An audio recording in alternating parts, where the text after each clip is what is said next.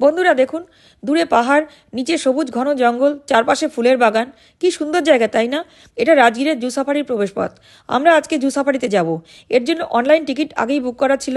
দাম 250 টাকা per head. Time স্লটটা আগেই নিজেদের বেছে নিতে হয়।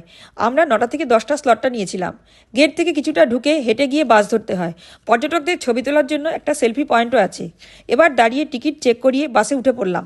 এটা 24 সিটারের বাস। বাস আমাদের নিয়ে ঘন জঙ্গলে ঢুকে পড়লো।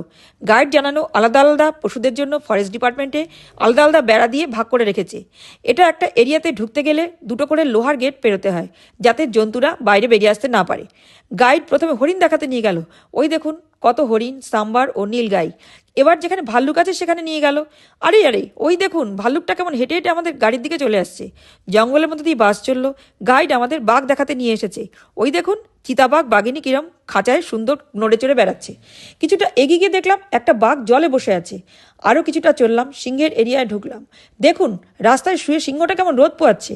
গাইড মজা করে বলল, সিংহের সাথে ঝগড়া হয়েছে, তাই তাকে দেখা যাচ্ছে না। অন্য সময় দুজনকেই দেখা যায়। বাস আরও একটু ঘুরে ফিরে আমাদের নামিয়ে দিল। জঙ্গল সাফারির এই অভিজ্ঞতা আমাদের সারা জীবন মনে থাকবে। বন্ধুরা, ব্লগটা ভালো লাগলে একটা লাইক দিয়ে দেবেন।